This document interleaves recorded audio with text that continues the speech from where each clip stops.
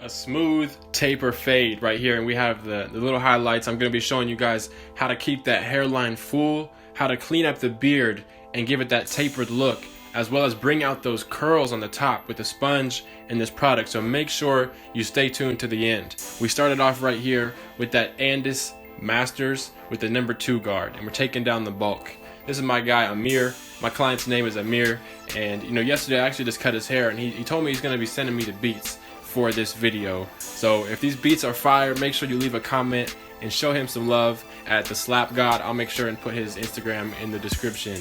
So right here, I went ahead and grabbed my Apprentice Slimline Pros, and I'm doing this lineup. I figured I'm already going to line it up anyway. Why not make my taper become a part of this lineup? So right here, I put it in fast forward motion just to get the idea. You guys understand. We're cleaning it up, and I'm going to go ahead and go around the ear as well.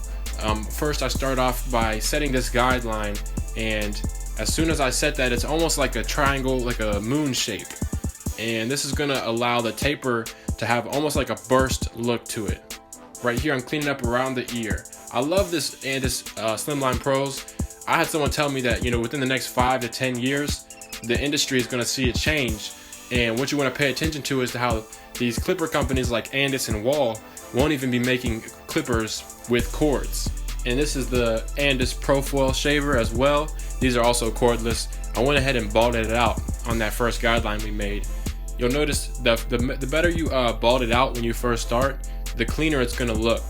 My mentor Zay the Barber told me a while ago that most people's haircuts don't come out fresh enough, they don't come out sharp enough or have that eye-catching look because we're afraid to bald it out on the bottom. And you'll notice on his haircuts, he always balds it out. Like, he balds the hell out of the bottom of the line. And so this is the Apprentice Masters. We had the guard open, and I zoomed in to show you the detail with the guard halfway closed. You'll see the first guideline I'm creating, and I'm going against the grain in the direction of the hair growth. What that means is the hair grows in a natural direction, and by going against the grain or in the direction of the hair, we're going to get the best and most efficient cut. Now I close that guard on the same clipper, the Apprentice Masters, and you can see where the blend has already came together. Now we slap on the 1 guard.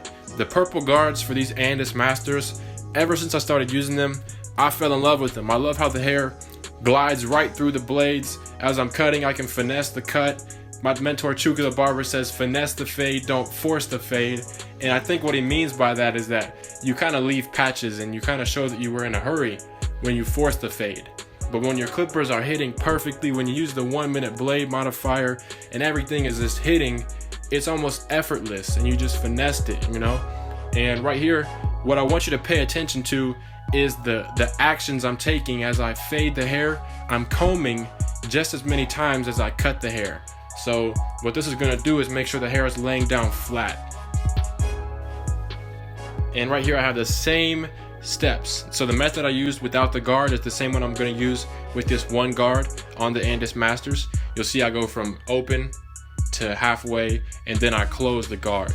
But what I really want to ask you guys is, have you ever finished a haircut and towards the end you notice all these spots where you spend time at the end of the cut to fix it up?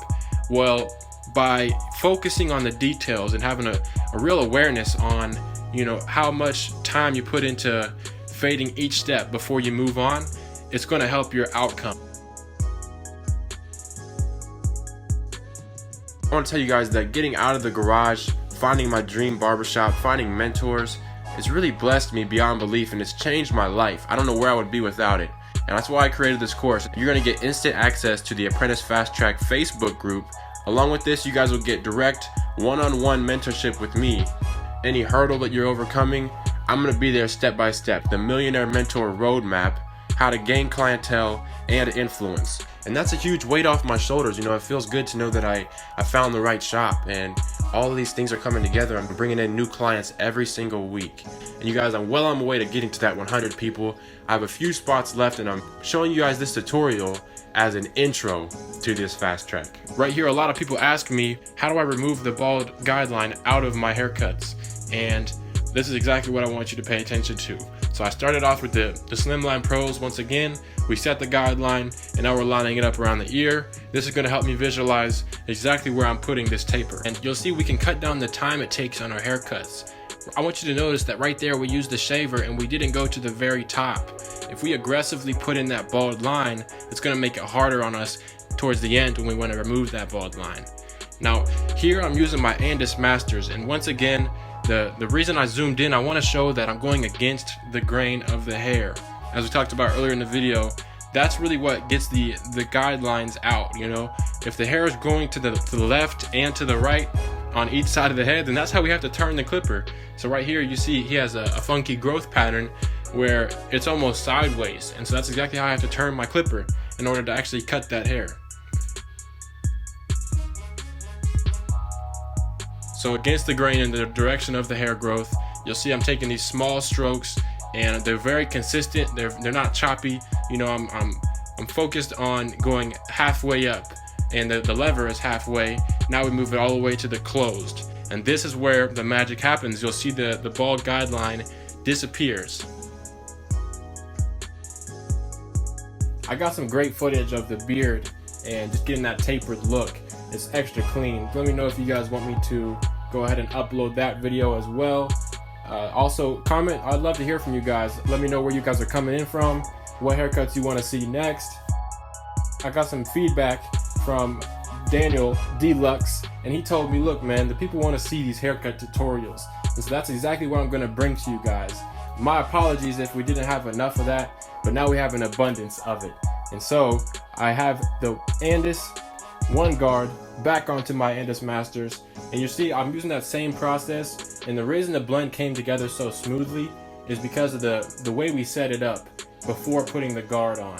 What I mean by that is that really you're setting the foundation for your fade. So each time you move the lever, as you see Chuka and Zay in the background making the cameo, each time you move the lever, as we do here to the halfway, what it's doing is it's laying bricks. It's like you don't really notice how the foundation is gonna be so important until you look at that end result, and then you realize every single brick had so much importance. So if you can take that same philosophy and apply it to your tapers, it's like doing a math problem, you know what I mean? Each lever, each stroke, everything is so consistent, and at the end you're just left with this masterpiece and this detailed haircut. And again, I'm doing the consistent strokes. I have the brush in my hand. I'm always combing as I cut the hair. You'll see I have really consistent strokes, and I'm using the corner of the blade here. I'm turning the clipper sideways. I'm just finessing, as I said before, we're just finessing this taper, and it's coming together smooth. And this is what I was talking about in the beginning of the video, going in detail on the lineup. I never really done this. I never really showed you guys exactly how I go about bringing these lineups so crispy and just bringing them back to life. And for me, it's all about the preparation. Before I can execute and get this crispy, crazy, sharp lineup, I have to prepare. The first thing I'm gonna do is you'll notice the hair grippers. And this is what's gonna allow me to keep the hair growing from the scalp away from the baby hairs on the lineup that need to lay down flat. Now to help me do this, you'll see I go with the walls, and this is the one guard. I'm going with the grain, taking off that top layer to where now we have a nice smooth layer of hair ready to be lined up. But I don't have the clippers yet. I want to show you guys this picture of Chuka, and the reason is because he taught me this trick of using the hold spray on a neck strip. So that's exactly what we did. We put the hold spray, a few sprays onto the neck strip, and I'm just going to go ahead and lay it on all of the hairline. And what this is doing is once this dries, these hairs are not going anywhere. And now it's finally time to grab your liners. I have my Apprentice Slimline Pros, and I'm starting in the middle. The reason I start in the middle compared to if I were to start on the sides is because it's less of a distance, okay? For me to get to the left side or the right side, it's less of a distance if I start in the middle. And the reason I go over to this left side first is because when I look at the hairline, I have to analyze which side is lower or which side is higher. And for this case, the left side of the hairline was a bit higher, and so what I do is I match the right side with that left side second. So I always start with the side that is higher, and then I go to the match the right side. And now we moved on to the enhance. This is another major crucial key to getting this crispy lineup. I have the clear enhance card, and I'm going about 6 to 8 inches away. I would say about 6 to 8 inches. And I'm just spraying, you know, light strokes. I don't want to put too much, and you don't want to put enough to where it's like obvious, you know. The goal is to make it not noticeable. Now next I go ahead and use the spritz, and I make sure that the spritz is on there. It's gonna merge with the fibers and hold it in. But that major key alert number 3 is to use the blow dryer. You want to use it pretty far away. I kept it close so you guys can see it in the video, but make sure it's far away and that you go from hot to cold. That's gonna, you know, hold the hairs in place and merge it in with the fibers. Now to finish it off, you see I have the razor and it's laying flat. It's laying flat on the hairline and it's in small strokes. Now this bonus tip number 2 that I promised you guys if you stayed to the end of the video is the styling the curls. So how you get these curls to just magically pop and really, you know, shine and have that texture. Well, it's this right here. I use the tropical roots, and you see I don't put a whole lot, you know. I got the shape or the size to fit in your palm, and as you're massaging this into the hair, you want to make sure you go in the same direction as you will with the curl sponge. So next I grab the curl sponge, and I'm trying to get a better view for you guys. The angle wasn't as great, but you see the motion I'm using the same exact direction all the way through the hair. So sometimes, you know, you'll see people go the wrong way and almost like contradict themselves the work that they just did with the curls. And now you see Zay the Barber coming in with a cameo. But yeah, we're finishing up the curls. And now that the curls are finished, you'll see it makes the taper pop that much more when you have something crazy going on the top and then it's still a clean, smooth taper fade on the bottom. And the cut came out clean. If you guys do want to see the beard, I had a lot of good footage on that. I think I'm going to upload the video next week. Just shoot me a comment, or I'd love to hear from you guys if you want to know what videos. Let me know the video you want to see next. I'm having fun doing these tutorials, editing, voiceovers. Today is a Sunday. We wrap this one up. I'm excited to hear the comments. Make sure to shoot me a direct message on Instagram at jfaded. I still read and reply to all you guys. I love the comments. I love the feedback. Make your voice heard. Let me know what you want to see next. This has been a crispy lineup taper fade with the beard and the style of curls. It's jfaded, and I'm out.